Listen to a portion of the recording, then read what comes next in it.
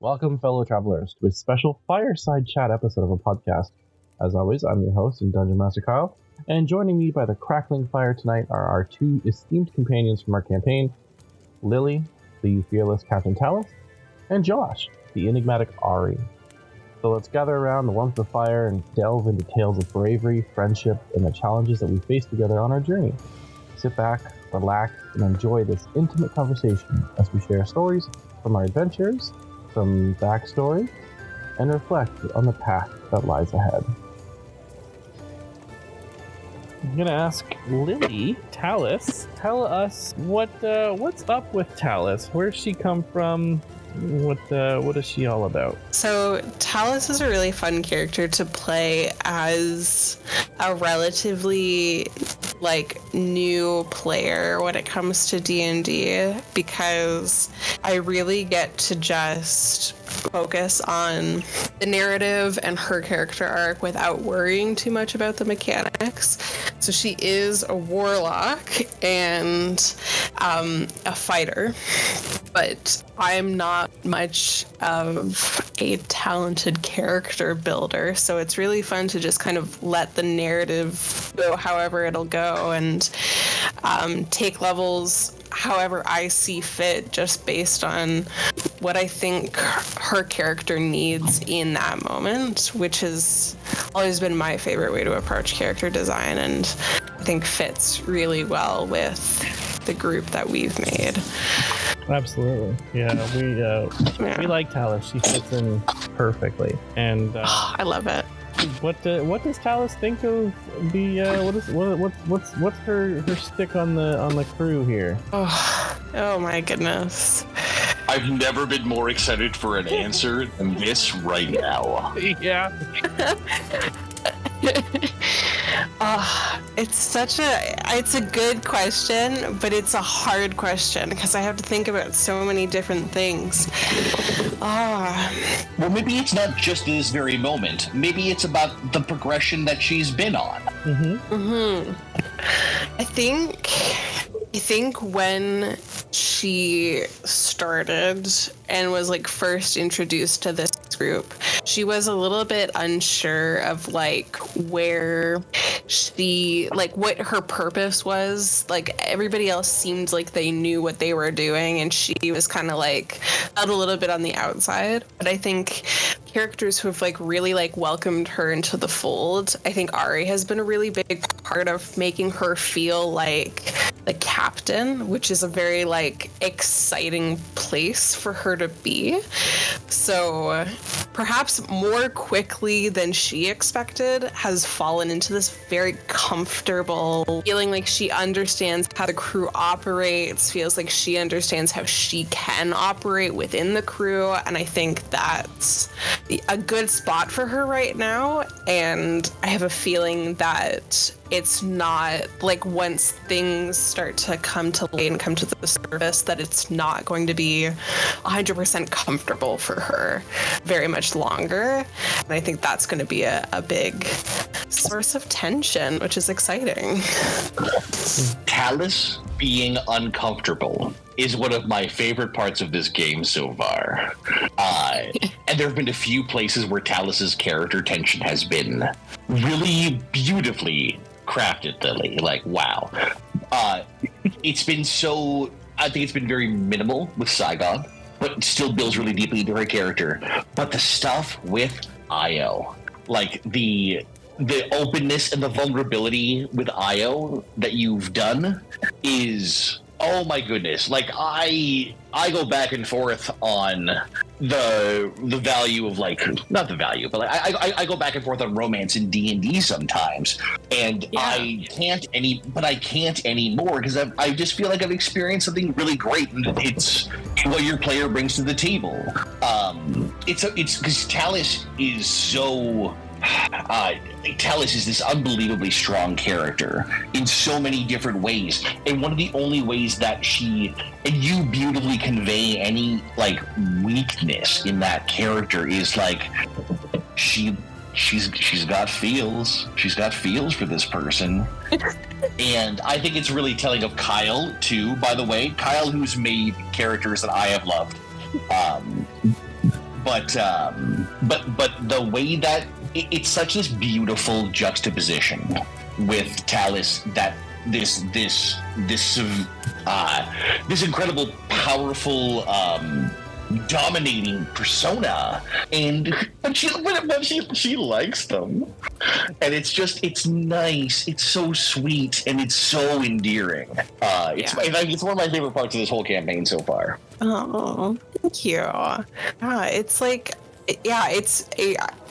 It's very fun to play somebody who oscillates between I feel like she almost oscillates between extremes of feeling like very like confident and like having this like not quite bravado, but like kind of this like alter ego of sorts where she's Captain Tallis and this is her persona, and then like you're saying, being more intimate and vulnerable and like moments of uncertainty or moments of feels, and it's exciting to I feel as excited when you engage in those RP as I do when I'm in a big old battle, and it's just a really it speaks to Kyle, it speaks to you in a lot of really cool ways.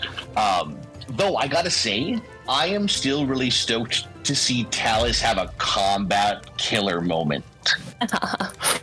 I do think the one weakness of not being a super strong like character builder is that I don't know about that moment. You know what I mean? Like I don't know. That really comes down to roles, I think. Like the mechanics of your character. You build a character that works in this game so well.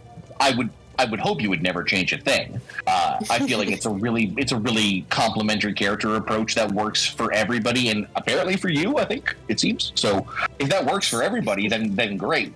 But sometimes it's just a matter of a role, and I'm looking for Tallis to have like a slow motion Matrix. Cameras wrap around quickly. I'm not quite sure what it'll look like. It might be you stealing some. I don't even know what it'll be. But I feel like there's a moment coming with Tallis after she already made me fall in love and ship a couple that I feel like there's an in-game linchpin moment coming, and I am stoked for it. I got to admit, I don't know if it's combat related, but Tallis dealing with Captain Cruz, that interaction was such a beautiful moment, and just it was so good. Obviously the podcast, you can't see your reactions as it's happening, but sorry, Kyle, I gotta interrupt. Listeners, if you are a listener to this, we get to play this game looking at each other, and if you haven't seen Lily or Captain Tallis play this game, then you don't understand the energy that she brings to a digital game. It's really something special. Watching Captain Tallis be Captain Tallis fucking rules. Oh, absolutely. There's, you get your jaw drop moments and your eye rolls, and it's all part of Lily, but also like part of Tallis, and it's what makes Tallis such a good character. So whether or not she ever gets that like combat, Matrix moment, I think she's just gonna excel anyways and have her moment. Oh, absolutely. She's a moment maker. Yeah. It's like I have lots of really nice, like, I appreciate the character of Tallis and what you bring to the table so much. Having played with this game in the past and with lots of different players now, and when I came on to this game, it was my first campaign ever. So now this is my second campaign ever, but it was like a giant long campaign. And we played with lots of different folks, and I got to see lots of different styles and things and see a story evolve, and I don't think I've been more stoked for a character than Tallis. I am excited about Lady Tatiana because I think that she's going to have to make some choices coming soon. But also I realize that Ashley is not here, so I feel like pushing on Lady Tatiana isn't above board. We have lots of complex characters. We do. But but Tallis is such an elevation. Aww. Yeah, there's so no sweet. such thing as building a character bad, because as long as you're playing a character good, you've made a good character. I think maybe that's it then. Maybe that's the deal. Maybe just Lily being great at this. But yeah. We got like so far off track on the initial question. Sorry, I just jumped in. I wasn't here for the initial question. Oh yeah, no, the initial question. You just jumped in. You were like, I got this. Sorry, I like this game a lot, and also was free, so I jumped in. Yeah. Yeah. No, absolutely. We were on the question of what does Tallis think about the other players or the other characters in the party. Wow. And you were talking about Ahree the most, and then I think that's when he jumped in anyways. And Sorry about that. It worked out perfect. No, yeah. So we got Ahree out of the way. No, obviously Ahree respects the crap out of Tallis in his own right. But what about Tatiana, Ortega, and Parrish? Oh, I think Tatiana is such an interesting character for Tallis because it's very cool to introduce this character who's like brooding and mysterious and isn't very open about her past, and that isn't something that like turns Tallis off of that, like, of her character, because like she's used to that kind of like roguish personality in her own past. So that's like, I've spoken to other players who are like, I don't know, like, can we, like, you struggle with trusting her at first, but like I feel like Tallis was always like on board with that approach from the beginning. And so there have been like these really special moments between Tallis and Tatiana that I've really loved as a player, where they like, you know, like connect over these like very small moments with each other. Ahree's got his hand up. Are you raising your hand? I felt like it was best. There was this lovely moment where we had the body swap episode, and Tatiana walks over to you and she's like, please be Tallis. And you were. It was I was driving my kids, and I was listening to it, and I laughed so hard. My kids laughed so hard, and it was they get these characters, and it was just really lovely to you guys communicate so much in so few words. You say very little but communicate so much, and it's awesome. That's all I wanted to say. Sorry for interrupting. Please say more things. Continue. No, you're like 100% right. Like, it's, I think, and maybe it's because we're the two girls of the party, I don't know, but I think there are moments where we have this like implicit understanding between the two of us, which is a fun relationship to be able to kind of like fall back on, almost as like, I trust that even if we're not 100% on the same page, or even if we don't 100% know everything about each other, that at least there's this like dynamic here that we both trust, which is fun to play with. In terms of Ortega is I am okay. Yeah, Josh, what do you have to say? He's got like a schoolgirl giggle going on. I'd like to let you start. Okay. Well, thank you. You know what? Because I have a whole other campaign, and it's a fascinating thing, and I again, as we've said before, to those who can hear but not see this, watching Lily play is a joy. Watching most of our players play is a joy. I think most of our players are generally like really into this. But yeah, I've seen some fun Ortega shit, and it's fun to see how that shakes out sometimes. And Lily, I just want you to say more things all about it. Ortega's a really great character. I really like Ortega, and I am having such a blast playing with him in this world. And I think there is like this really interesting twist very early on in our campaign where like there was a moment where Tallis and Ortega could have been very close and could have like synced up on like a very personal level, and at some point it just feels like it just missed, and now it almost feels like, I know it leans more heavily on Ortega not being able to do anything right in Tallis's eyes, but I do get the impression that there's somewhat of that on the opposite side too, where he doesn't really understand her whole deal, doesn't understand why people have accepted her as a leader, and like these little details where it's like it doesn't make sense to him, and in the same way that he does not make sense to her. And what I hoped you guys would share was that Fae background, and like I felt like there was something there, and there might, and you know what? But you know what I also kind of like is the idea that like Fae doesn't mean one thing, and they can be different people who like. Fae Barbarian might not get along with a Fae Rogue, and their Fae-ness might not matter that much to either of them enough to be a connecting bond. I had hoped it would be, and to be honest, I think I'm willing to bet, Kyle. I'm not telling you what to do, but I'm saying if we ever end up going into the Feywild here, I think there's going to be really interesting spaces for your characters to engage, and I think that you both can bring that in a really interesting way.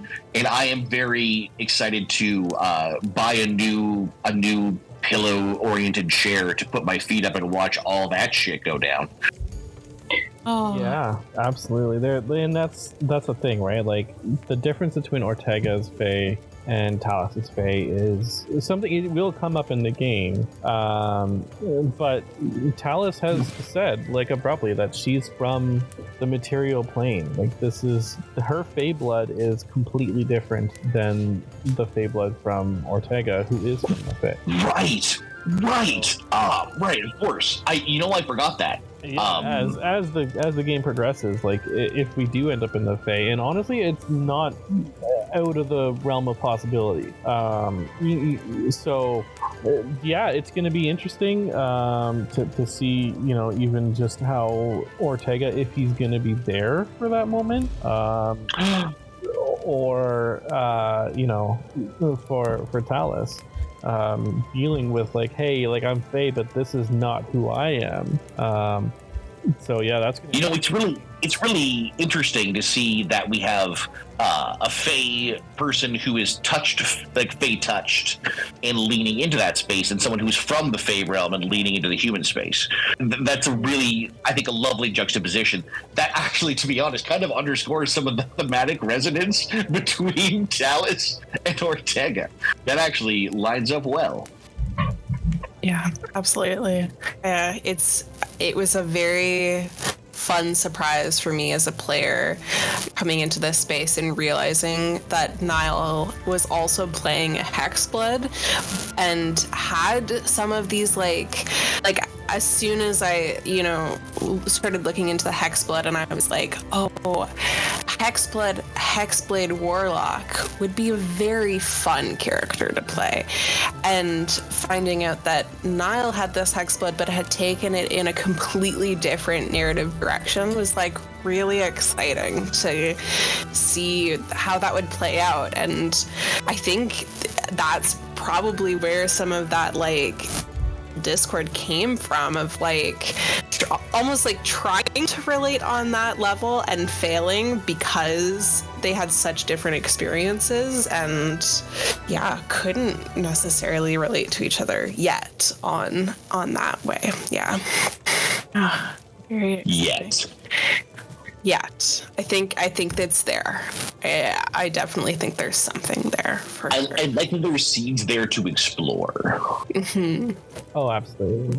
And then what about dear old Parrish? He's new. Oh, dear old Not new Parrish. now. I mean, he's really well established in our group at this point, but he's faring well. How does Tallis think of him? Or what does Tallis think? I think, and I've spoken to Lee about this, so this is a little bit of like an outside perspective looking in, but I think as of right now, Tallis doesn't know what to make of Parrish. I think Parrish has this really interesting vibe to him where he's sort of just settled in this like almost like if you didn't know any better, you would think it was like insidious. Like he's just like very much like made himself fit in this group, which is great. He's a good fit.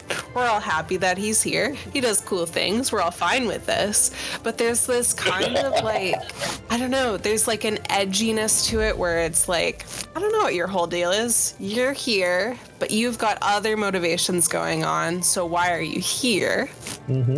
And in talking to Lee outside of the game, I think the fact that Tallis and Parrish are both elves, but Tallis is very young and Parrish is very old, is a very cool space to play in because Parrish has seen a lot and been through a lot and has a lot of worldly experience that Tallis doesn't have.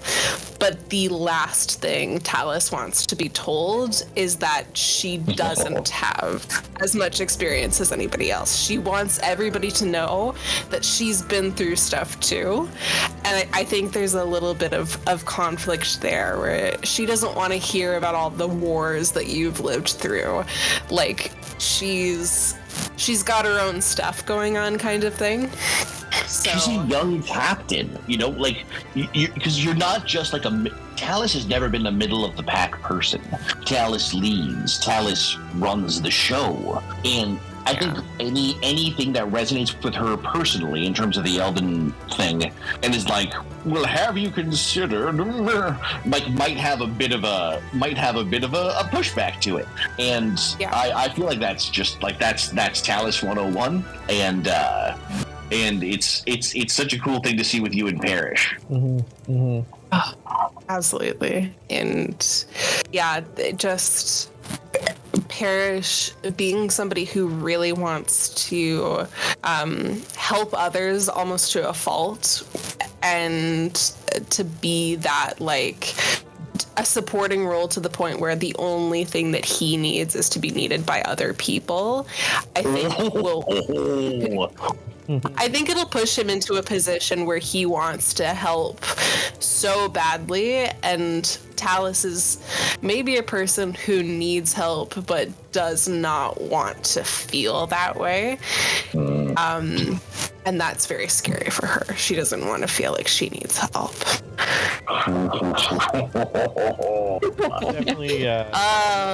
Definitely something that I haven't really thought about is Parrish's inherent need to just constantly be helping, and that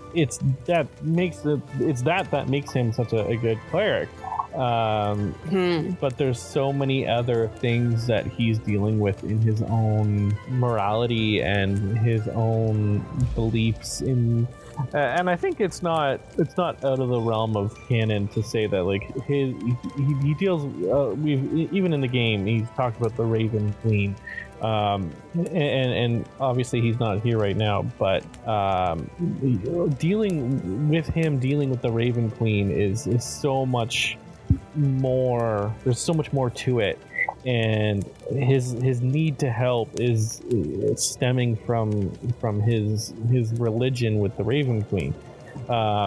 So we'll see. We'll see what happens when he starts dealing with all these ragtag group of people who kind of don't really have gods. Now there is one, and we're gonna segue to that right now. How do you feel, Lily Tallis, about your friend? Your friend. Now, for the listeners, I don't actually remember if I've announced what her real name is, but it's Sigon, Sigon. So we'll see. I don't think I have announced the name in this. I don't think so either. I don't think there would be any context for it. There's no context. Because Tallis doesn't know. Tallis doesn't know. But yeah, so for the listeners, her friend is somebody from the previous campaign that was not recorded. Anyways, how do you feel about her? Sigon. I love her. I love her so much. I think I have to say that Sigon has been one of the most exciting surprises of the campaign for me. I think when you first pitched the way that it would all fit together and connecting all the pieces of Tallis's backstory and being a warlock, and I couldn't have possibly imagined how it would actually be playing with this narrative, and it was such a fun surprise for meeting her for the first time in game, to go from feeling extremely confident, extremely adventurous and excited to be here and ready to set out on her own, and to have all of these big ideas, and then to, in that moment, even as a player, feel completely reduced into nothing, and to totally stripped down to my bones. I felt like... Really? Is that what you felt? Oh my god! It was crazy. It was Okay. So I just want to, in a good way, though, right? In an amazing way. I felt it was so exciting. Yeah. Kyle, you have a safe game. Lily. I think you'd reinforce that. Kyle runs a safe game. Yeah, absolutely. Okay, but here's the thing. 100%. I was about to say this before Kyle did his segue into Sigon. Yeah. But I wanted to talk about how Kyle plays deity, and about. But I think this is the same conversation now. Yeah, absolutely. Lily. So Kyle plays Sigon, and he starts talking with you, and it's a scene where it's just you. Talk to me about it. Tell me about how you feel going into those things. I'm trying to see if I can find my first, my notes from that first initial conversation. I'll give you a minute. Yeah. Okay, I'll give you a minute because on the boat in the game that is not recorded.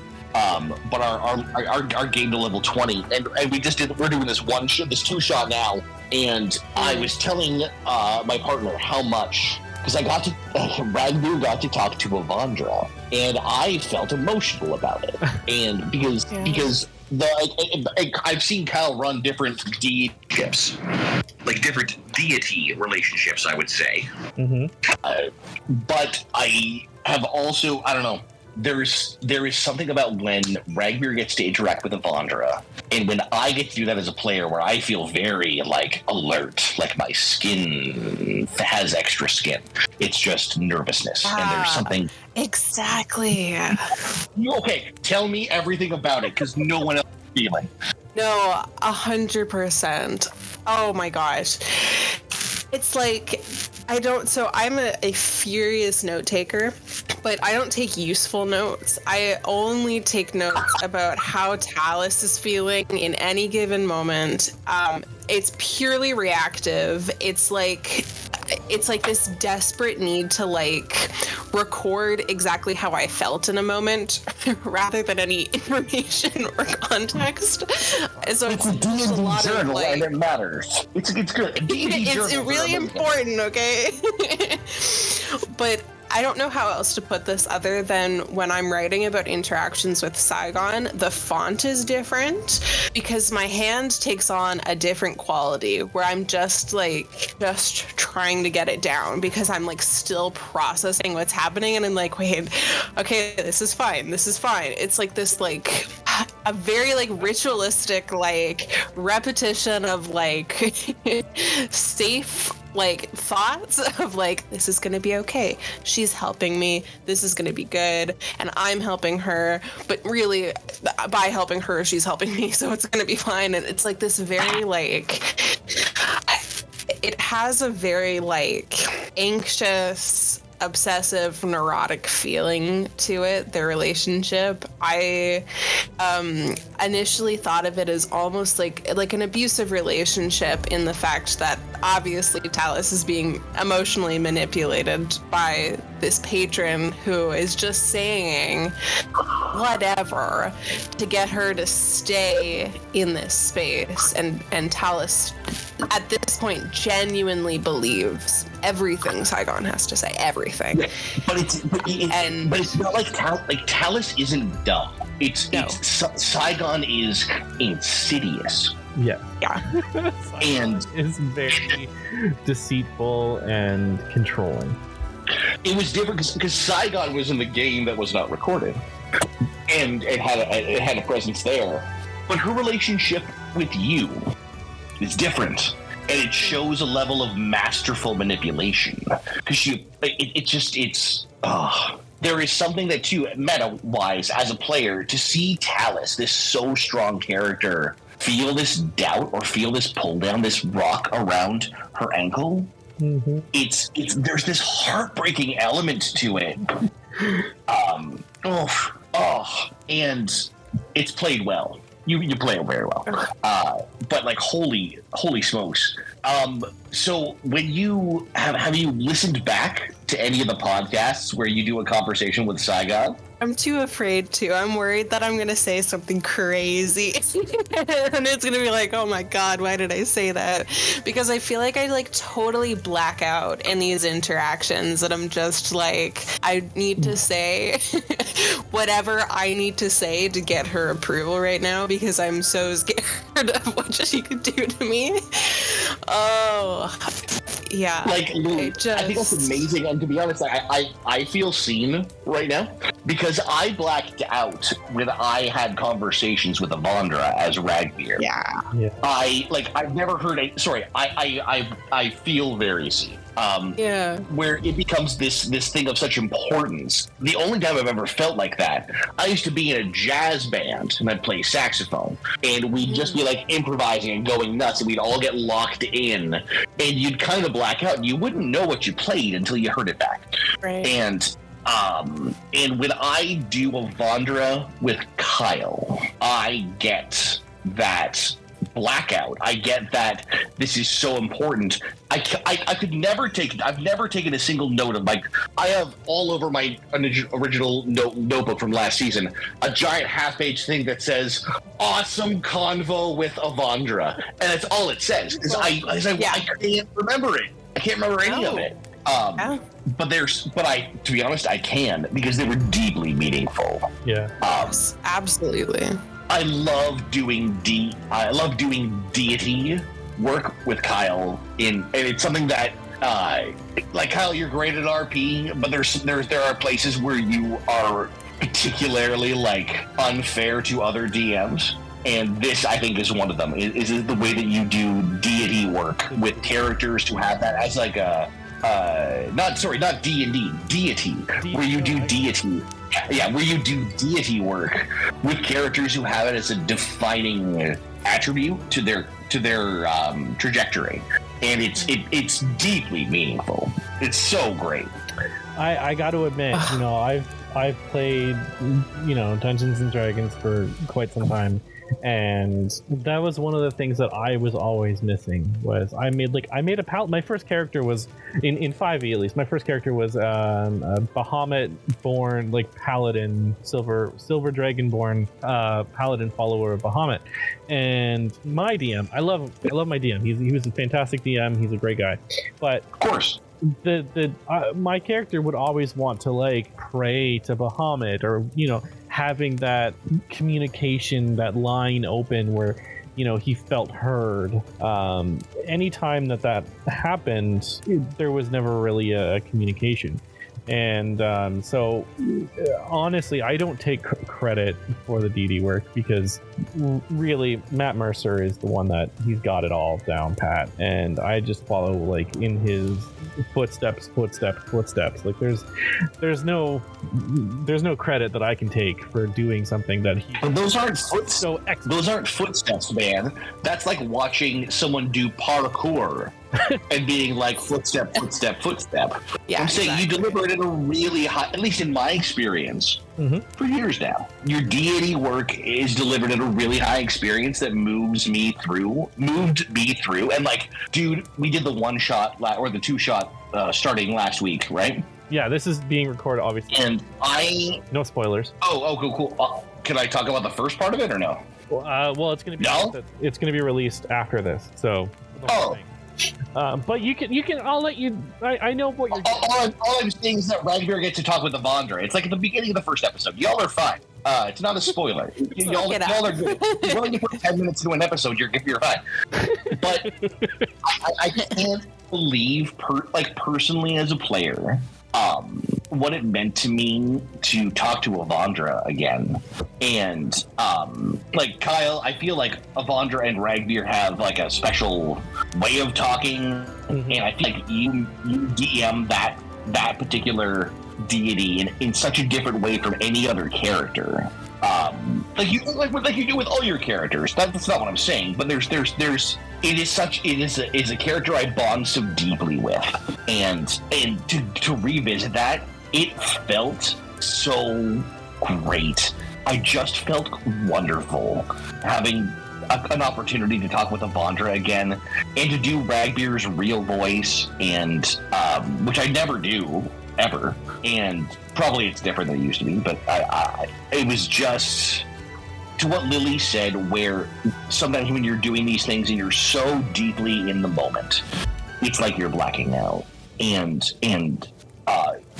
because Ragbir is so deeply in that moment, and because of what you bring to the table as Avandra, it is one of the most surreal experiences I've ever had in terms of any improv I've ever done, jazz combo, playing D&D, talking with Avandra. Goodness, it's something so deeply special to me, and I'm so glad, Lily, that you have some vibes of Kyle's deity experience. I think you'll enjoy yourself. I don't know if this is true for you as well, Josh, but I think one of my favorite things to do with any character development is, I think it's natural as designers of characters to put pieces of ourselves into our characters. I think it's very difficult not to. I've yet to see someone who can just not do that. So it's very fun to play with a character who has pieces of you and maybe surprises you sometimes by which pieces of you they seem to have. So then when you have these really powerful feeling characters like these deities, Kyle, that you've created, it's it almost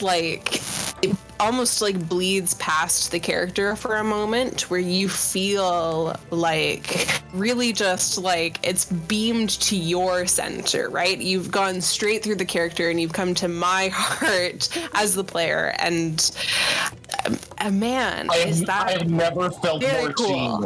I've never felt more seen than what you're saying right now. It is. Yeah. I literally just want to repeat everything you said. To be that's what that is.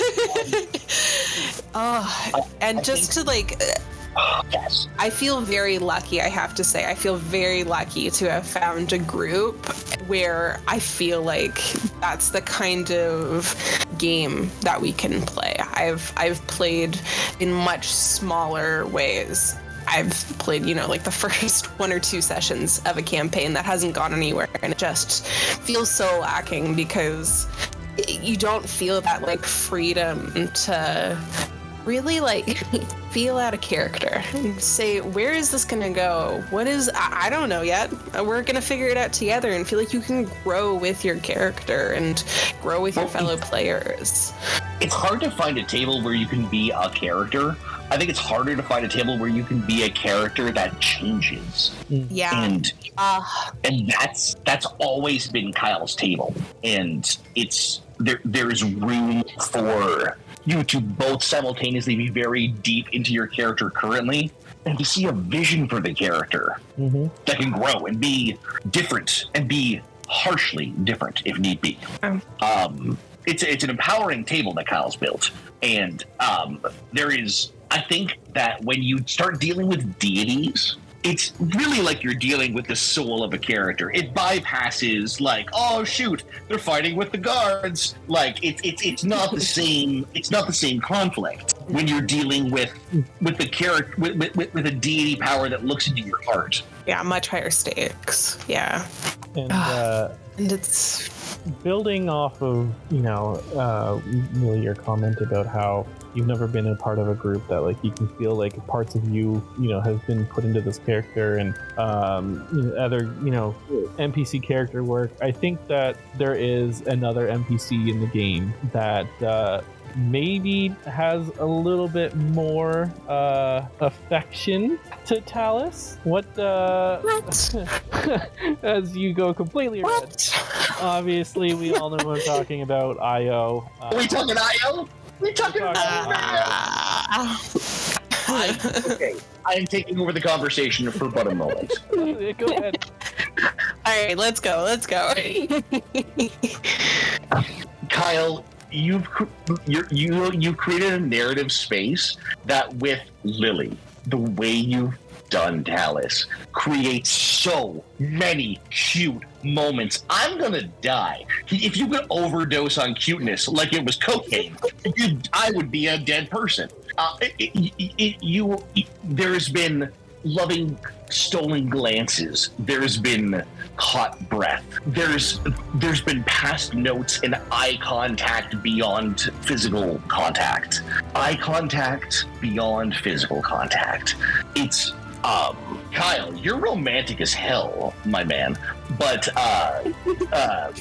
please, I'm far from romantic. IO is. No, all I'm saying is, evidence to contrary, you've built the two of you have built romantic tension that I've never seen in a D&D game before, and it's so cute. It's so cute. I just can't even deal.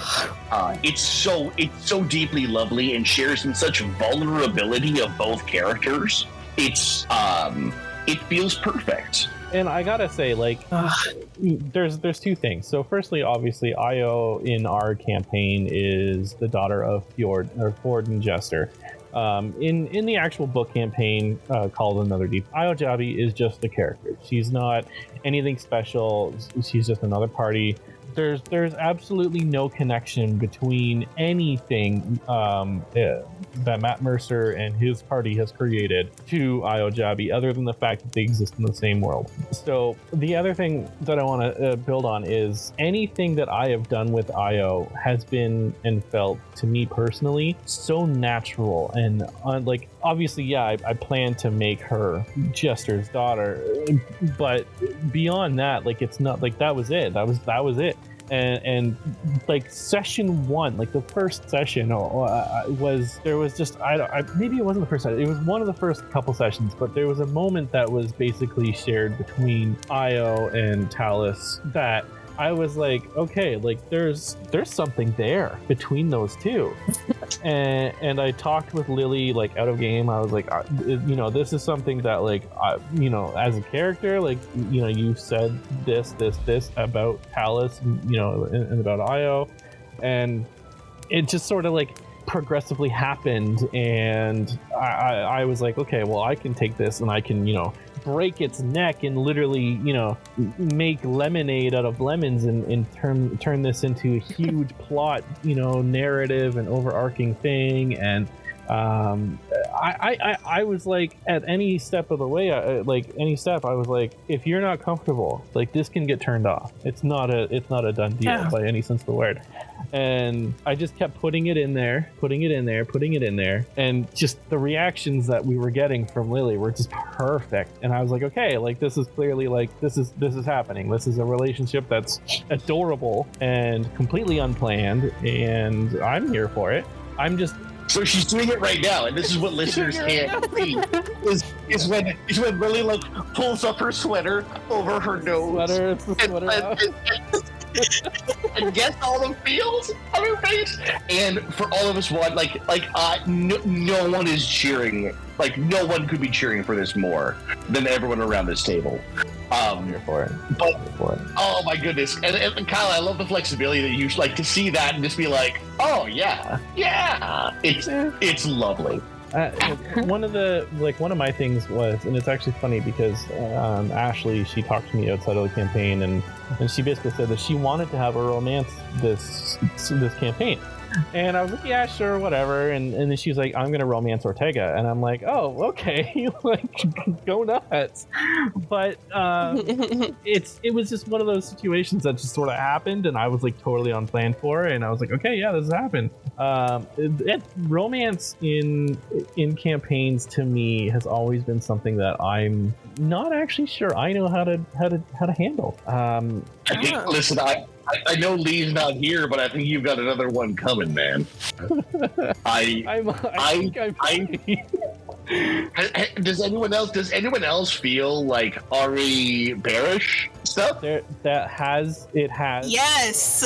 Mine. Obviously. Yeah, there's something absolutely there. Oh my god. And Niall, even earlier, he was just barely touching base on it, and he basically said that when it comes to Ahree, and we're gonna segue to Ahree in a second, but when it comes to Ahree and Ortega's relationship or friendship, he said that he's not happy that the friendship that you used to have is not the same friendship that you have currently, because he complains about everything all the time. Yeah, not only that, but because there is this Parrish, and Parrish has done things with Ahree that Ortega has been like, hey, like, if I were to give you a hug, it'd be a problem, or if I were to pat you on the back, it would be a problem. But with Parrish, it's like natural, and it's like, okay.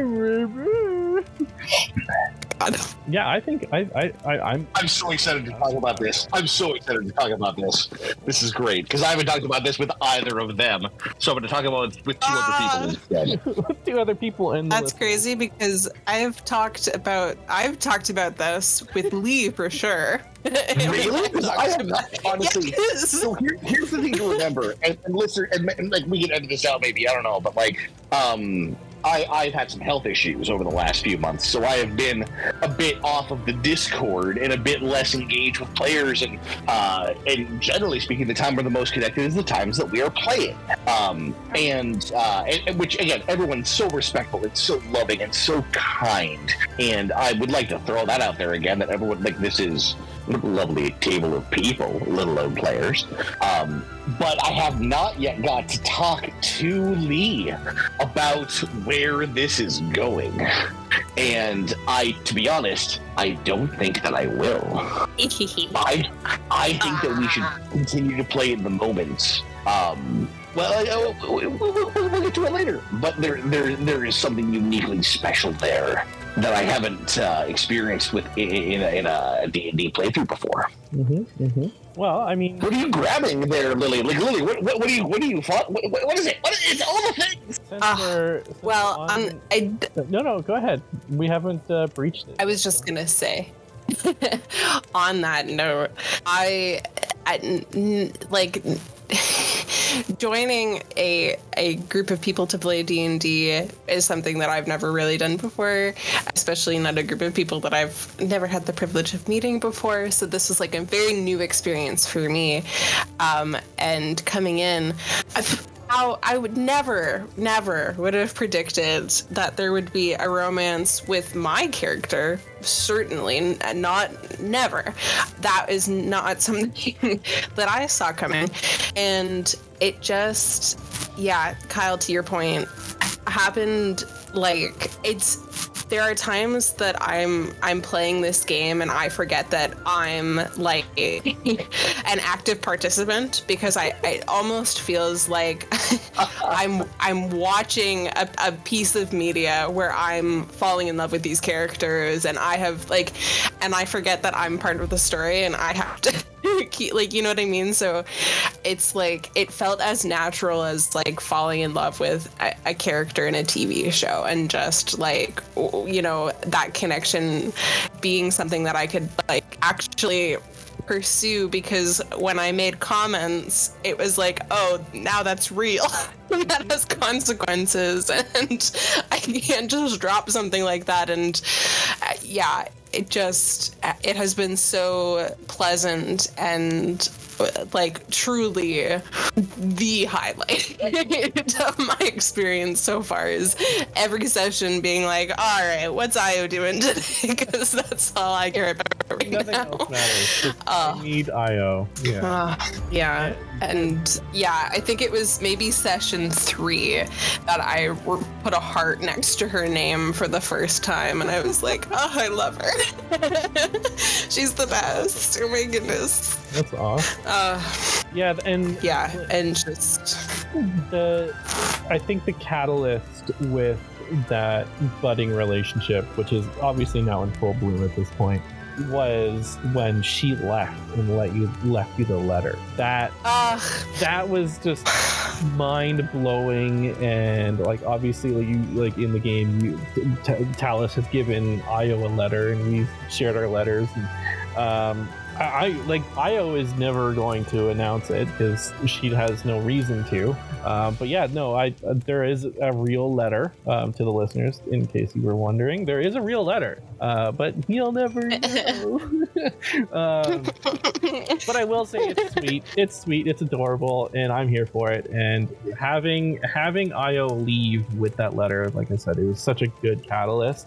It drove the plot forward. I feel like it made Tallis, at least I'm speaking on your behalf, I feel like it pushed you into that crazy mindset of like, what the heck? Like, why would you do this to me? I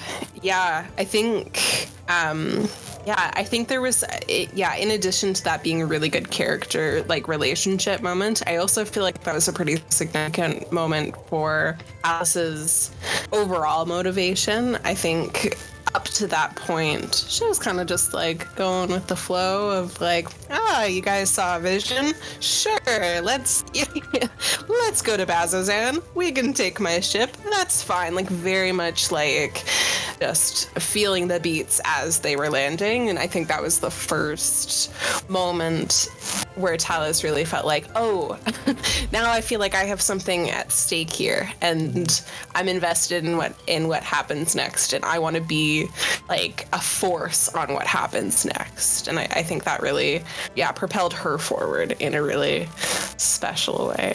I am so excited to see. I'm so excited to see the Tallis force moving forward. I'm sorry I dropped offline for a few seconds there. Sorry about that. Tallis is a force. Tallis is the force. It is. I love her. You know, there's one thing I do want to kind of try and dive in on for a second if we can, and it's like it's Ahree and Tallis. And I'm just curious, like, what does Tallis think about Ahree? So here's what I will say. And I can't take credit for this because Lee is the one who pointed this out to me, which is great because it was about my character. We are basically talking about how there's like this super like really wide disparity between the way that Tallis feels about Ahree and Ortega, despite them being like both coming in the same way and both having like at first this very similar kind of role where these cowboys are coming in, what's like and since then her relationships with both of them have split in such opposite directions. And Lee had this very interesting insight where he pointed out maybe that's because Ortega is kind of constantly challenging Tallis and kind of poking her buttons, and Ahree is constantly validating her, and that's what she's looking for. Is it that what she needs? Maybe not, but Ahree was the very first one to call her captain with no hesitation, no follow-up questions, no, oh yeah, well, where's your crew? Where's your ship? Like, just immediately it was like, yep, you're the captain. What do we do next? And like, was always, the very first person to do that, and constantly turning to her in critical moments as if her opinion is important and her decisions are important. And again, regardless of whether it's what Tallis needs to be validated or challenged, the fact that Ahree is validating her and is giving her exactly what she wants is like huge for her, because she doesn't want to be challenged. She wants to feel very comfortable. She wants to feel like she's the captain with a capital C, and people respect that and people recognize that. And the fact that Ahree immediately did is like, I think she trusts Ahree more than anyone because of that, and would be willing to move mountains for Ahree in a different way than she would for anybody else because of that. And I don't think she's ever said anything. I don't think there's ever been a conversation there or anything like that. But there's just like this, like, she's almost like anchored herself to you as like, yep, Ahree's got me.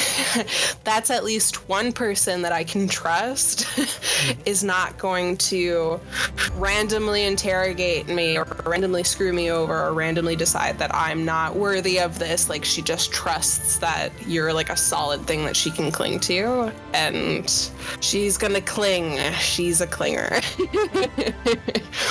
Well, which is interesting, because so is Ahree in a different way. But Kyle, sorry, what were you saying, man? Well, I was going to say, it also helps that Ahree has this newfound family that he did not have. And not only that, but he's put himself into that uncle, that I'm here for it, a cool uncle, perspective with Io and Tallis, right? So it's called a Funkle. It's called a Funkle, and I take the role very seriously. Yeah, but it's like you had that role unknowingly even before you found out you were the Funkle. Like you were there for it, and I think that's unknowingly, like obviously you would not have known, but like that was I had no idea. That was something that like you just as a character, like as you were going through, like you had that Funkle role, and it works. It checks out. It's perfect. It just happens that you actually are the Funkle. I think there's something I really love about Ahree is grateful. Ahree didn't have much and tends to be grateful for what he has to a certain point. And he's found a friend who is it's interesting because he's not part of her, he didn't start as part of her crew, but he found a friend who was a captain. So she's a captain. Okay. Ahree likes to be a few steps back anyway. He'd like to see somebody else make the decisions should things go awry again, as they have for him. Spoiler alerts. But no, that's it. I won't say anymore. But yeah, here's the spoiler alert. Character has a sad thing in his backstory. But what? No. He wasn't a Sunday school teacher. I thought he just played the guitar. Mostly the ukulele, but yeah. I play both. But he has such an affinity for Tallis as captain because she's willing to take this leadership role and he's willing to help. And Tallis projects such confidence.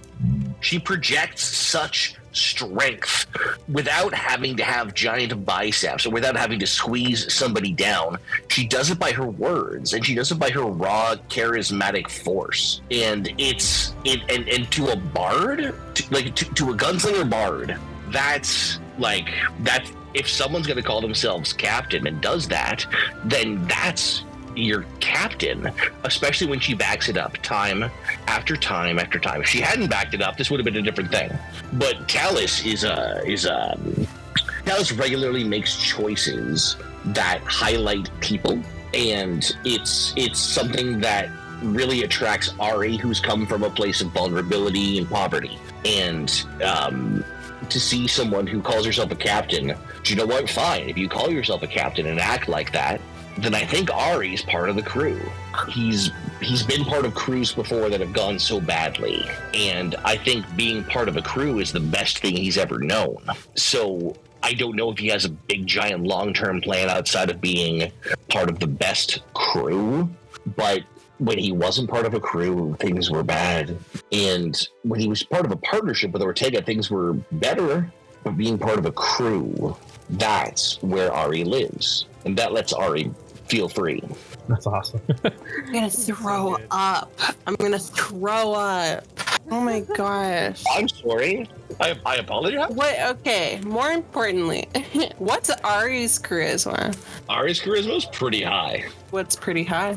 It's my number one stat. No, it's not my number one stat. No, there's no way. Yeah, no way. It's your number one stat. No, not at all. Sorry, let me look it up here. Do you know what, Kyle? Listen, my computer is dead, so I'm using my cell phone to do this recording. Can you back me up, Holmes? I got it. Thanks, buddy. God, I love this guy. I mean, I always have it up. Of course you do. Also, hi-yo. Your charisma is only 14. Yeah, so my charisma is what it is. I think the idea is that Ahree is violent first and found his talent afterwards, and he's not necessarily that good. But I love that. The bard, the warlock. Or at least he's still learning. He's still learning how to play. But he plays so well. Oh, I mean, not yet. We'll see how it goes. There's a plan there. There's a plan there. I hadn't anticipated to go harder bard than gunslinger, but that's something that changed as we all played together. As we started to have our characters engage, and I realized there's something more to Ahree finding what he's always wanted to do in this team now. And it's weird because a lot of that has ended up playing off of Ortega, which is not what we started with. Yeah. We started with the idea that Ortega and I would be BFFs. That's what Niall and I had talked about. Yeah. But it seemed like, and I'm not sure if this is just a hangover from the last game, where Xandrin and Ragbeer were Xandrin and Ragbeer. But it does seem like there's this sort of weird conflicting is not a word, by the way. This weird conflict and agitation that exists between those two, and I think it's because actually Ragbeer doesn't want to be a fighter paired with a barbarian. It's not because Ahree doesn't want to be let me say that again. Ahree doesn't want to be a gunslinger. He just is one. Ahree wants to be a bard, and he's just bad at it. He'll get better. I know he will. You know what? Actually, this is a perfect time to segue for the last about half an hour or so. Since you've already started talking about it, the question that we asked Lily initially, I'm going to ask you. But talk about your character. Talk about his past a little bit. Talk about how you're building him, and just like kind of what your thoughts are. Oh, man. So I never thought I could love a character after Ragbeer. Of course. Because I loved Ragbeer. And beginning to play him over the last couple of weeks. Again, we're recording this while we are in the midst of our two-shot. That's been lovely. But there is something about playing Ahree that is really fun to be broken. I really enjoy being broken. Ragbeer made mistakes. Ahree's coming into it just with nothing. Because we're again, I came into the campaign after you guys had started last time. Yeah. I came in around level 7 or whatever. And starting from where we started, I liked starting with this guy who was just essentially like, there was a music video I shared with, I believe, both you and Lily, with Orville Peck, essentially a drunken bard off the side of the road getting kicked out of clubs to make enough money to hitchhike and then steal shirts. And that's where I really built Ahree from, with the idea being that one of those days Ortega saved him. And I thought that would build like a really deep connection, and it's actually built like a weird friction where Ahree needs this guy, and like I feel like Ari's trying to extend kindness to him, but it's, you know, Ortega's a sensitive guy, and it's really tricky to try and make it all good. And to be honest, it's a really interesting thing because Ari's been on this journey, starting from nothing, and in the midst of these last few months, he's found out his real name and who his family is.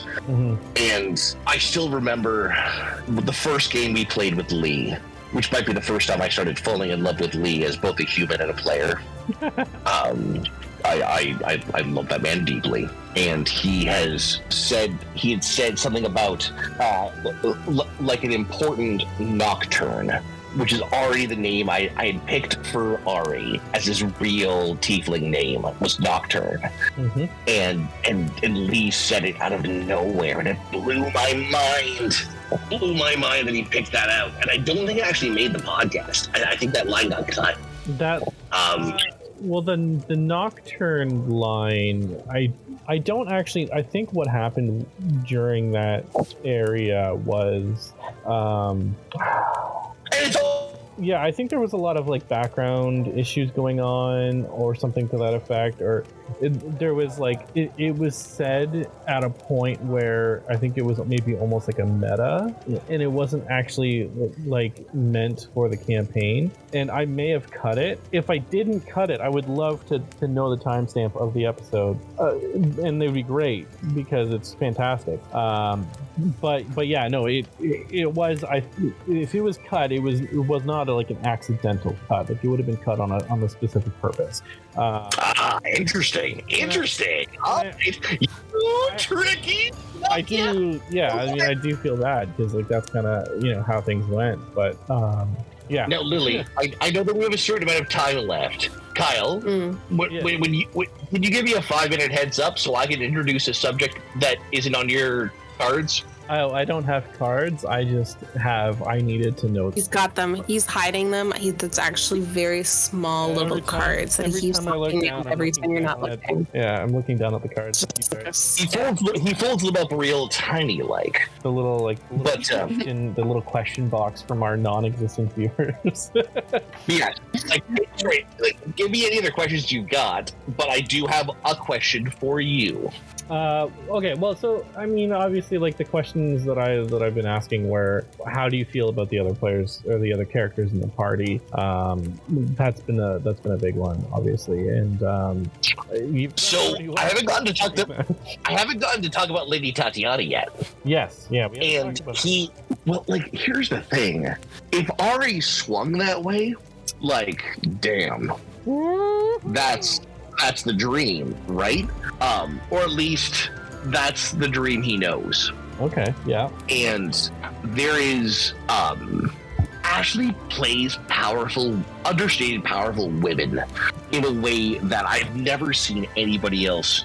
No, that's not true. Like Ashley plays understated powerful women so amazingly.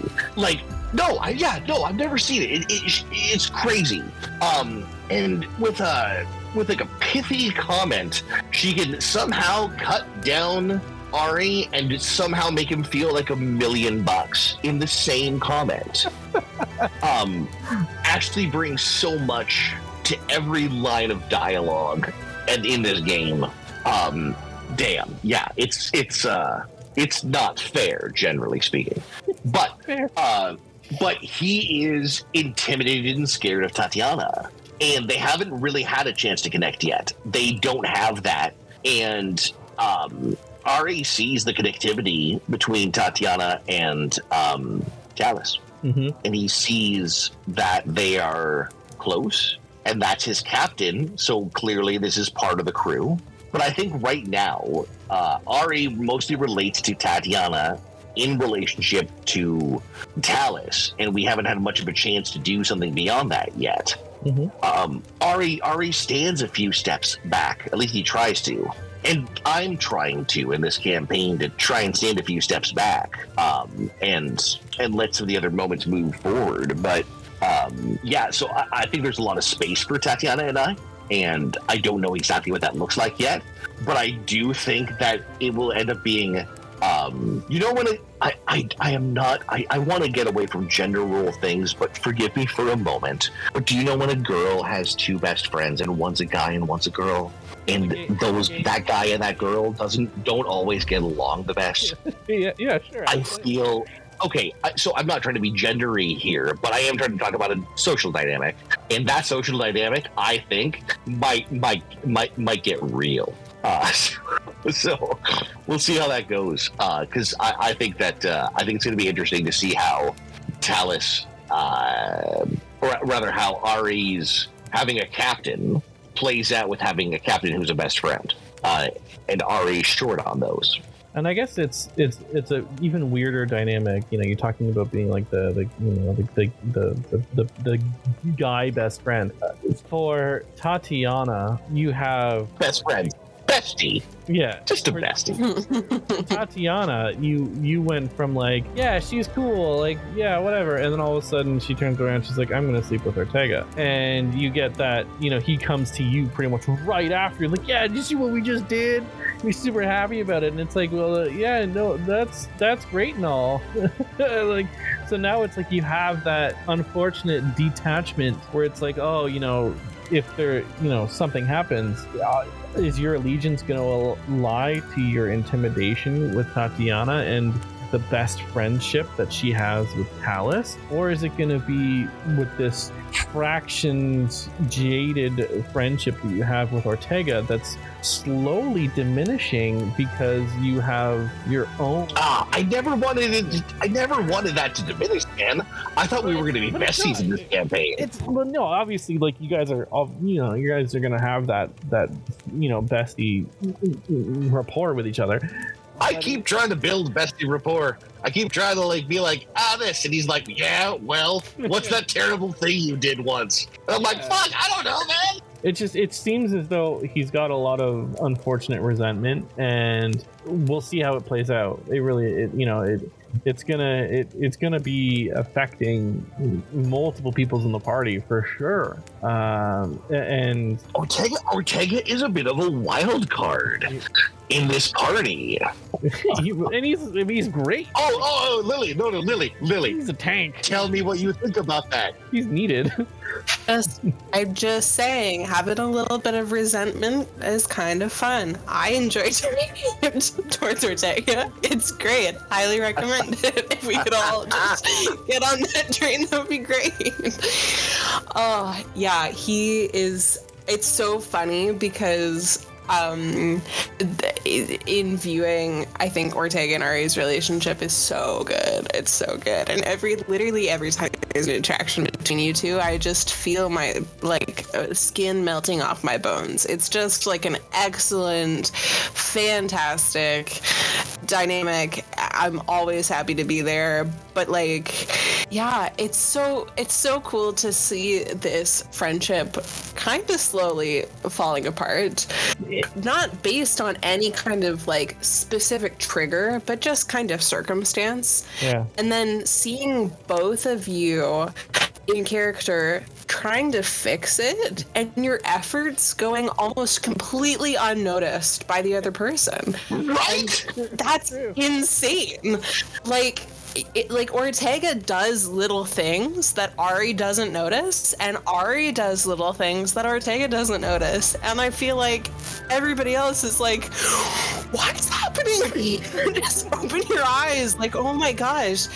And it's very fun to see conflicts like that, where it's like neither side is responsible for something. It's just not working out. It's so honestly, part of me wonders how much of Ahree's story is going to be shaped by a love for Parrish versus a love for Ortega.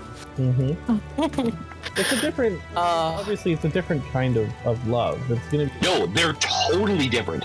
They couldn't be more different. Yeah. But they are both very powerful. Ortega has seen Ahree when he was in a puddle in an alley and picked him up. Parrish can see Ahree for Nocturne. And those so here's the thing, is Ahree really Nocturne? Or is that something he just found out? Is he actually Ahree, or is he actually Nocturne? And who sees that in him? Yeah. And it's just a space that he's going to have to explore with these characters moving forward. And I'm really lucky to get to play with such players. It's a very interesting dynamic, especially since, like you said, Ahree is Nocturne or is Nocturne Ahree, right? Like you have Ortega, who's like the physical, the brutish, the hero, of the Ahree story, and then you have this somber, more emotional, mentally connected Parrish, who is more so part of the Nocturne story, and you're right, like they couldn't be any more different in terms of friendships. So yeah, I'm excited. Well, and I'm excited. There's such a beautiful core of friendship in both spaces. Yeah, and I'm glad you mentioned that. Like I believe that's really there. And it makes.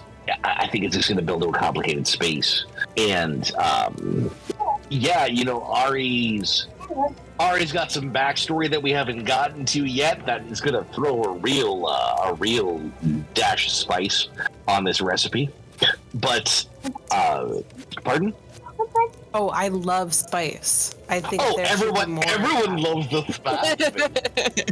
Everyone needs a little bit of spice in there. Especially me. I love the spiciness. I don't think a Dusty Rhodes impression is going to mean much here. Anyways, so there is something to be said for creating a character that has options. I haven't done that before. I tend to create characters that have a path. Even though my last character that was all about the path, and all about whatever paths could be with Ragnir, offered a certain amount of narrative freedom.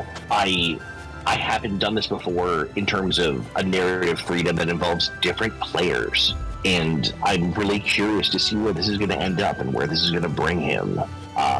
He loves them both so much, and we're all here for it.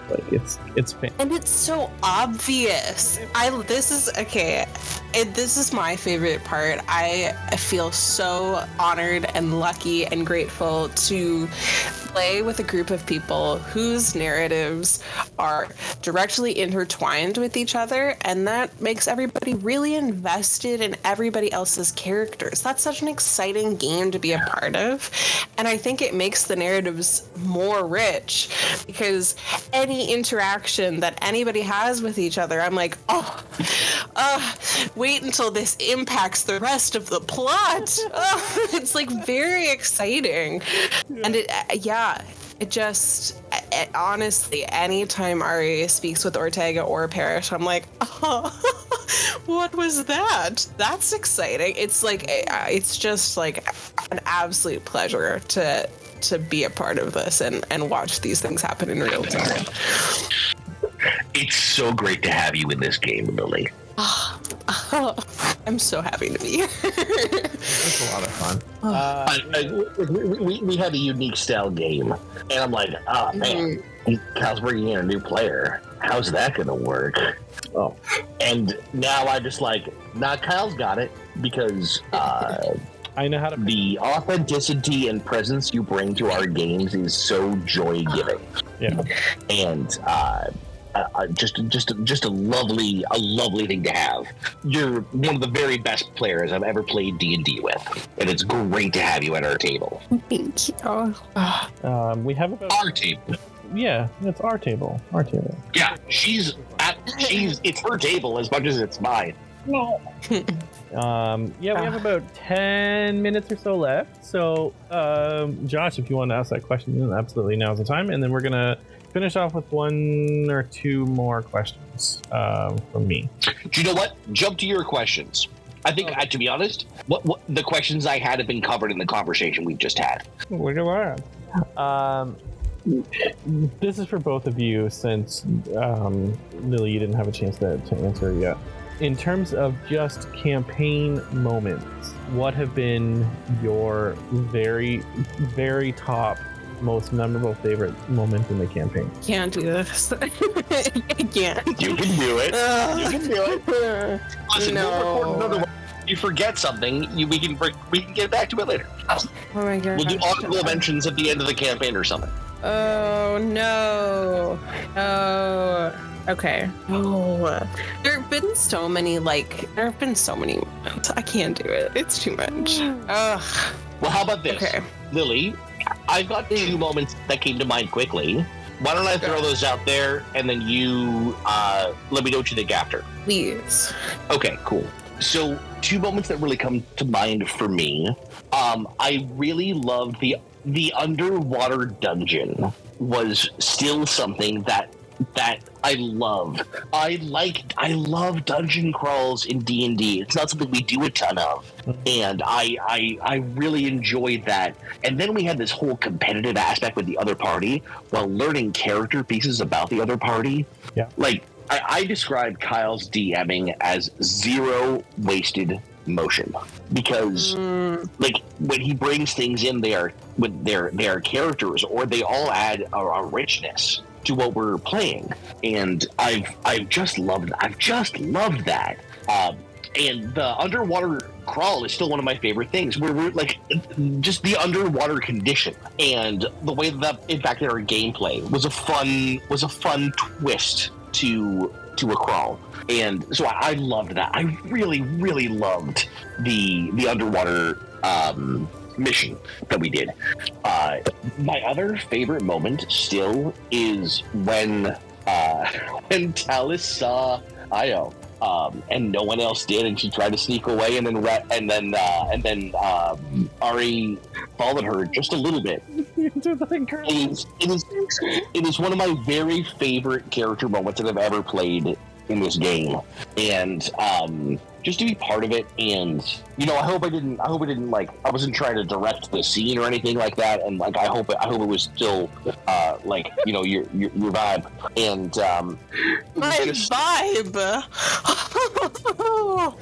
Yeah, that was really awesome. Wasn't it like a nat 1 on your stealth roll anyways? Like, whoa, I'm pretty sure that didn't happen. I don't think that happened. I'm not sure if it was a nat 1. I would like to think that I at least got a nat 7 getting to follow her, but the roles notwithstanding, how it shook out, it was such a unique character.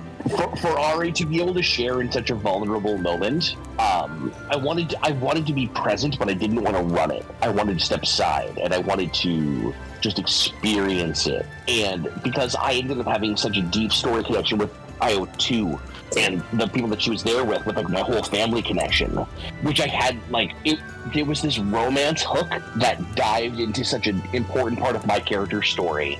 And I think that those 20 minutes are still some of my favorite times playing this game. To have Lily's character moments engage with my character moments naturally in such a layup. What an experience. The last thing I do have to say, I still think my favorite moment from this whole campaign is the terrible idea rant from the whole like knives outside of Bazazan. Oh no. that I don't know what Ortega was thinking, but I have listened to that back at least twice, and I just hoot and holler. It's a lovely little bit, This is great. It was a really fun. Yeah. So those are probably the experiences that stand out to me. Now, Lily, you're ready to jump in here. Ready, I don't know. You can do it. I believe in you. Okay. You're not bound to these answers. There is no police for this. I think just based on the number of exclamation marks and capital letters that I've used, I think that my top moments are probably going to be waking up and the rival party being gone with the jewels and getting the note from Io. It's just, what are you gonna do? Actually, the fact that Ahree wasn't there was perhaps the biggest thing that I wrote down on that page for sure. So I think that was like, yeah, just like a very it was like a tone shift. It felt very much like, oh, things are suddenly real and bad now. We have to go like right now. And that was a very hard 2 weeks to wait for the next session. Have we ever had an easy 2 weeks waiting for the next? So then my second one was going to be waking up a lot mostly, and Io being invisible in the room at the ready room and giving a little forehead smooch. Yeah. That was. And yeah, I was a huge fan of the arc there, of following her around. Both of those were cliffhangers. Those moments were. I know, Kyle. I know. Yeah, Kyle. I know. I remember. Kyle, do you think that any of us have ever forgotten a single cliffhanger you've ever given us? We remember all of them. They are tattooed on. I don't know if souls have balls, but if they did, that's where they'd be tattooed. Oh, that's right. Oh, that's funny. Yeah, So those are my top two for sure, just because of how impactful they are. Where honorary mentions go out to all of my conversations with Saigon because they stripped me to my very soul, and honestly. Tom Cruise, and Io on my boat being my first mate. Yeah. And that is somewhere with a little heart too. But I was also going to say the most fun is going back through my notebook and just again, Tallis isn't really mad at Ortega about anything in particular, but if you go through my notes, I would say the most reoccurring theme, other than being in love with Io, is her being mad at Ortega. I write down every time he does something that annoys me. It's like, Ortega did something again. Can you believe what he just said? Of course he did that. Like every 3 pages, it's like, oh yeah, I'm talking about Ortega again. Oh yeah, I'm mad at him again. I call him a bitch a lot, which is it's like I have nothing else to say. There's nothing else to say. I'm like, oh, he's being a bitch again. Congrats. Like, there's no meaningful dialogue here. I'm just mad at him for no reason. I love the fact that your notes is just quite literally just Tallis' diary. That's all it is. It really is. It's Tallis' diary, 100%. I write in first person. It's like very much like what she's feeling in the moment and the things that she thinks are important, whether or not they're important to anyone else. Yeah, they're important, all right. Everything. Oh, they're absolutely important. And you bring such a depth of, and I'm not sure if it's because of your record keeping that brings to the table, or just who you are as a player.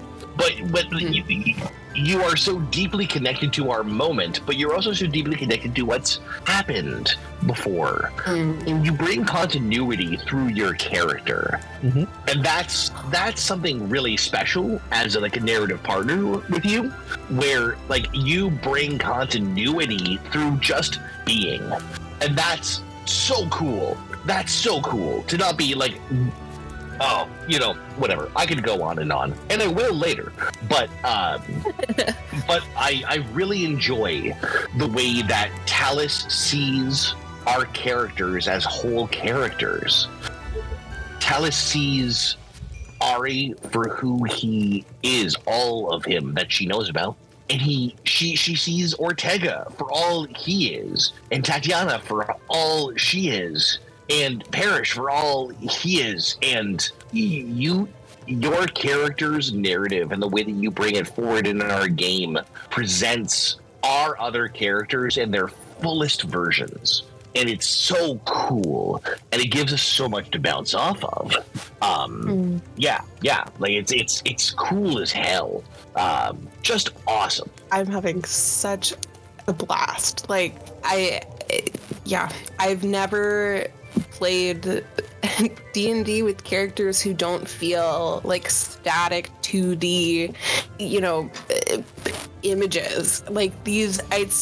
I can't take the credit for playing with full-bodied, dynamic, lifelike characters. Like that's all you guys. Like it's so easy to like fall back on very natural things that I like. This is the way that I do everything. You know what I mean? Like this is no different than the way that I enjoy my favorite video games and my favorite books. Like it's really special to just feel like I'm part of a good story with really great characters and a really fantastic world. Like it just feels like a very fun, lifelike, environment to play in, and that's like been so excellent. Mm-hmm. Well, then I'm going to throw that right back at both you and Kyle. Yes, Kyle. Oh my God.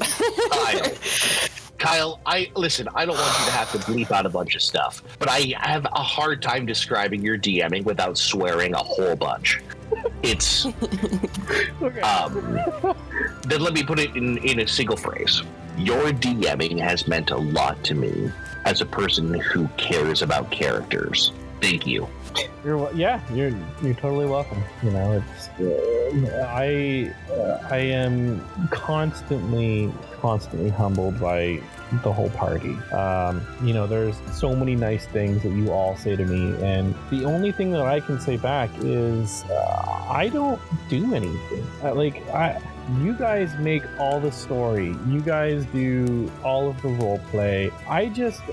All I do is I shove you in the right direction. I give you a subtle little nudge.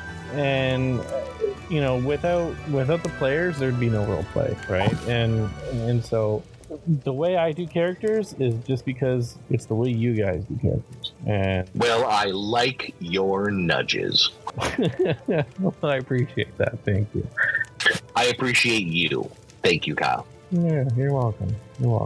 Now, you said something earlier, Josh, and it's kind of the final question, and we're going a little bit over time here, but you said that you let your kids listen to the podcast, and last campaign, you basically children's novellated it to them. Yeah. Have they gotten a better appreciation for the podcast version? Do they enjoy it? Is it not explicit for them in terms of language, or like? It's not explicit for them in terms of language. We use a lot of words that they don't know yet because they are 7 and 5. There you go. So on one hand, it's great because we end up having a lot of, to be honest, listening to the D&D game ends up becoming a lot about conversations about vocabulary, which is great. Like that's where they're at right now, right? Yeah. They love Tallis. They just think Tallis is the coolest. That's awesome. They're like, oh my God. Oh, Lily, did I not tell you that my kids think you're the best? I'm gonna cry. Coolest compliment to get ever. Oh, sorry. I thought I told you that before. I'm sorry. I wish this was not trying to ambush you in a podcast, but like Jesus. Oh shit. First tears of the Fireside chat. That's fine. Not the first, man. You already had me going. So Tallis is the coolest to them. They love that she's a cat. They love every swashbuckling element around Tallis. They just think is so cool. They want Ortega to be okay. They're just like, they just want Ortega to be okay. And to be honestly, they don't like the voice I use to be Ahree. They don't like it. They're like, Dad, why don't you just talk like Ragbeer? And I'm like, well, I'm not Ragbeer. They're like, just be Ragbeer. I'm like, no, I'm not Ragbeer, no. So they don't love me as a cowboy, but they do love that he's trying to be friends with Ortega. They love that Tallis is the captain. So yeah, like they're like it's and like I remember they're small kids, so they go in and out, right? Like they don't follow every narrative hinge. You know, they're kids. We listen to this when we're driving. Yeah. So you know, I like that they get to hear. You don't have to put this in the podcast or whatever, but like I love that they get to hear women being a boss, and that's really cool for me to see or to hear. And just of course that's going to stay in the podcast. Like, of course I'm. No, take out that part. We don't need people to hear about that. Absolutely. Then let me just restate it. They get to hear like women being bosses in this show, and it's very cool for them. And like I see the drawings they make every day, and because like I just see the stuff they do, and they are the characters they make are captains, and the characters they make are mermaids, and the characters they make are princesses who are at least every princess they've made has had another job, where either they are like princess detectives or they're princess captains. And Josh, I'm going to cry. That's fine. I cry about this a lot. I love them very much. And they love this very much. Yep. Now, there are certain parts I might fast forward. There are certain parts I might describe to them later because they are small people. Yeah. But generally speaking, these kids love fantasy stuff and they have a good vibe here, and it's pretty cool. Pretty cool, Kyle. And it's pretty cool. Yeah, it's like that's ultimately why we decided to do this. Was maybe not specifically like for your kids specifically, but you and we talked about how we wanted to write a novel based on Ragbeer, and like this one shot has made me go back to that. By the way, it's reinstated that faith. And you know what? Like I'm totally there for it. I love it, and I want nothing more than for there to be more media in our story that we've created. I don't think I have really any other questions for you guys other than the only questions I have for Lily, I think, are spoilers for the game that I don't think I want to ask anymore.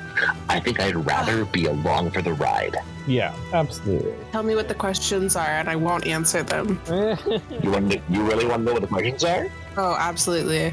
Why did the captain come to us without a crew? Why do you love Io? She's gonna go.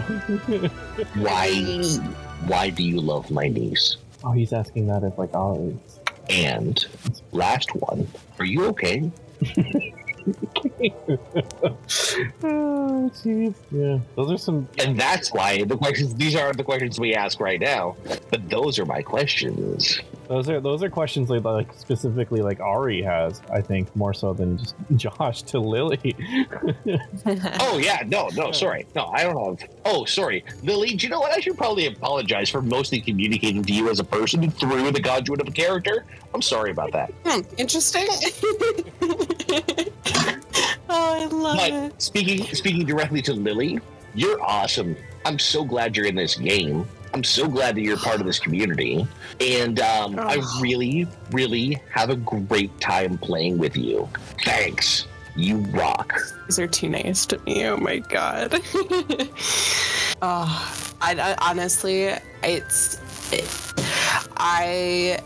I feel very privileged to be in a group where I can do my silly little eye rolls and my my full body reactions, and that's like not only tolerated but appreciated. It's fun to enjoy something so wholeheartedly and to feel like everybody else is on the same wavelength as you and just like is here to have a good time and can simultaneously take something seriously and be invested in the narrative and want things to go well for the story and the characters, and also just be here to have a good time and have a laugh. And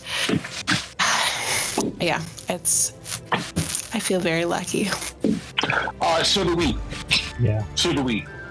We are so blessed to have not just you, but the group that we have. We have gone through, and this is real talk. We've gone through a lot of people, and it is always one of those things as a DM that it plays a toll on you because you think, why is so? I can't imagine, buddy. I can't imagine, bud. Yeah, it's like, why is so and so leaving? What did I do wrong? What could I have fixed? And now there are countless people that have come and gone that have just come and gone. But there are a select few that stand out that have been really affected to me. And and I don't want to bring it up, but Toast, Shane, I love him as a person. He's a fantastic guy. And this is, I'm going to put this in the chat. It's in the Fireside. It's fine. If he listens. If he doesn't, he doesn't. He is a great D&D player. He is a phenomenal character designer. And he and I are... Hell yeah. He and I are great friends. The problem, if there was one, was not between him and I. It was not between any one specific person. It was the fact that the campaign was shifting in a direction that just wasn't inclusive to the characters that he wanted to bring to the table. And I would love to have him back at any time. So it's an open invitation to him. If he wants to come back, he can. Oh God, I hope so. I'd love to have Shane back. I'm not closing that door. And at the time of this recording, I have asked him to come do part of the one shot that we're doing currently right now. And I really do sincerely hope he does. But if he doesn't, I hope so. But there have been other people and we're not going to mention names, but there have been other people that have been really hard in taxing on me as a DM. And at this point right now, the group that we have, I personally feel is the best group that we have had. And one of the things is I can't remember who it was that said it to me. Anyways, it doesn't matter who it was. But they said, do we need to have as many people in the campaign as we do? I am comfortable having, it's like 5 of you. I'm comfortable having 5. 5 to me is a solid, good role-playing number. And some people would say it's big, man. Some people only do 3 or 4. Some people do, but then again, some people do like 6 or 7. Oof. It's though. It's tough. It's tough. But I think in terms of, who we have now, I'm confident in saying that we are the best possible group that we could have. And I cannot wait for the adventures that we are going to have. I know the arc that's coming. It's going to be a crazy arc. It's going to be that dungeon crawl that you want. And Yes! And everything is going to come, not to full circle, but everything's going to come to fruition that has been kind of building up over this, past couple of sessions. And I'm super excited to see how you guys react to it. And like I said, I don't make the story. I just push you guys in the right direction. Well, I love this story. I love the direction you push us in, and I love the people who are part of it. Now, I'm not sure how much of this is, like, Kyle, I'm not sure how much of this you're recording or not. I would say this is not for recording, if it's okay. Okay. Guys, I just want Ortega and me to get along. He keeps eating everything I say and do. I'm trying to be nice. Yeah, that's totally staying in. I just want us to get along, and he hates everything I do. So true. So true. He's so bad at me all the time. It's true. It's true. Well, we have gone. Oh, cool. No answers. No answers. No feedback. Fun. I'm glad I opened up myself in vulnerability here. This is great. I'm glad to hear, like, oh, cool, it's staying in. No one contributes anything. You know what? Niall was here earlier, and it would have been fantastic. I will bring it to his attention because it would have been cool to see his rebuttal on this. So he did say that he it would have played exactly like our session plays. Yeah. Yeah. I just need to talk it out. Yeah, you guys, you need to bro it. I've never met a barbarian who needs to talk out so much. He's the full package, man. He's got feelings. He even said that he wants his barbarian to be intelligent. He doesn't want to be a big dumb barb, which is fine. Like it's an archetype. It's a stereotype for sure to be a big dumb barbarian. But it's, oh sure, I don't think I'm not looking for that either. Yeah, I don't feel like his objections have to do with intelligence. But the more so is like he's got feelings. Like intelligence breeds feelings, and you know he's got big feelings. He's got big feels, and when he rages, he gets coincidentally even bigger. bigger feelings. Yeah. I feel like he's a barbarian who has PTSD. Yeah, and he's like he every time he goes into rage, it's at a cost. Well, yeah. It's so funny that his character shifted. You know, in the first episode, he rages like twice, and yeah, it's like he rages for an arm wrestling competition. It's like a mean, I didn't want to go to that deep dark area in my life kind of rage, and he does it again on the boat when Tatiana like screws with him a little bit. Yeah. And so seeing him shift from that violent rage to this more controlled emotional rage is so cool in his character growth. And I love it. I fucking love it. I just want to make him happy. Yeah, I just want to make him happy. When he listens to this Fireside chat, he's going to be like, oh man, I really should be nicer to Ahree. No, $10 says he's gonna double down and be like, you know what I'm gonna do? I'm gonna step on Ahree's balls when he's lying down on the ground. We'll see.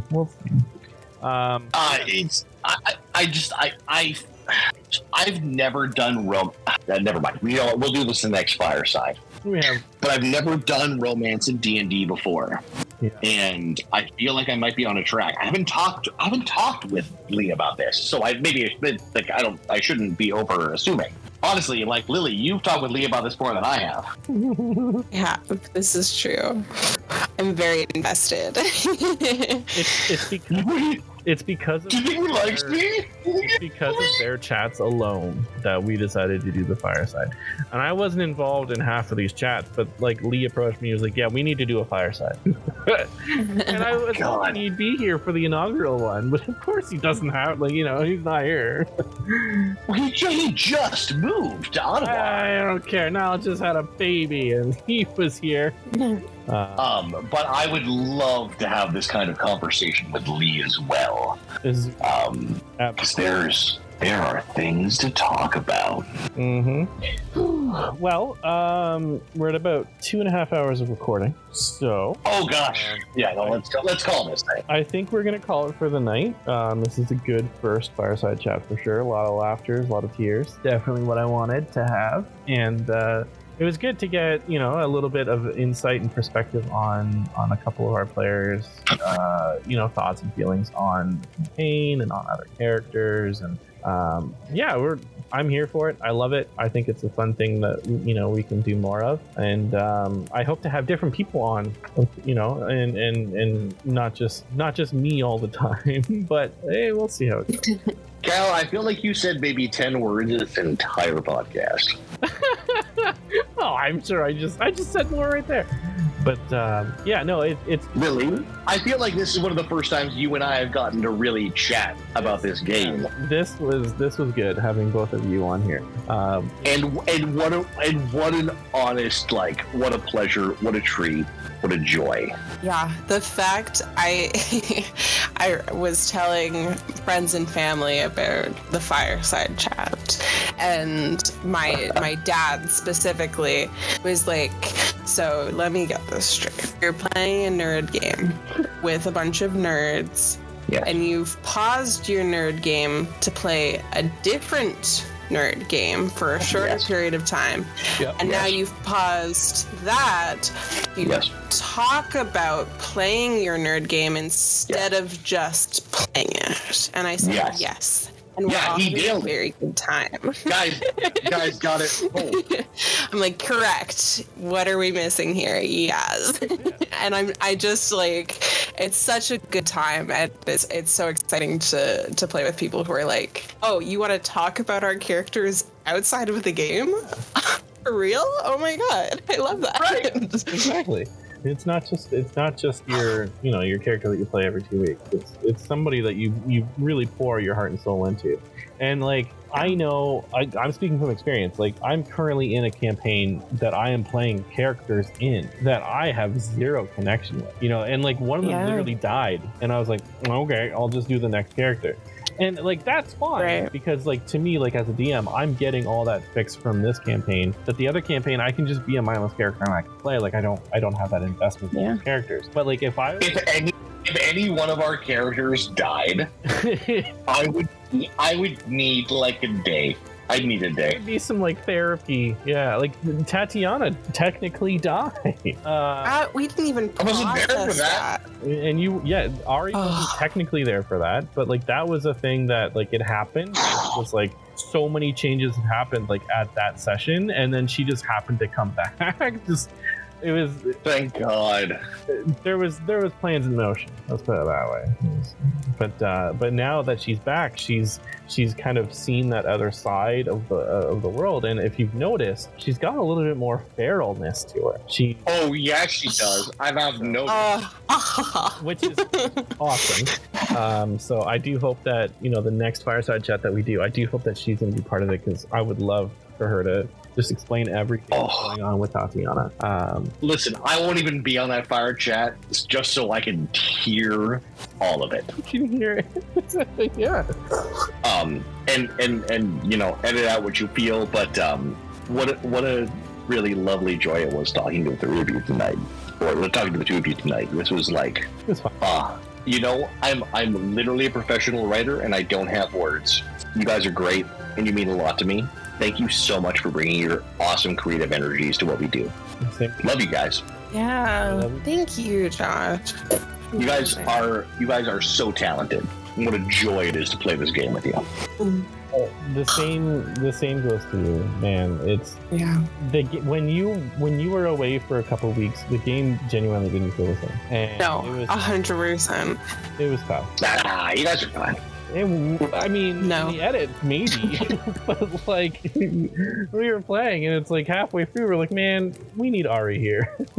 Like, yeah, we felt your absence for sure. Absolutely. Oh my goodness, and you're so sweet.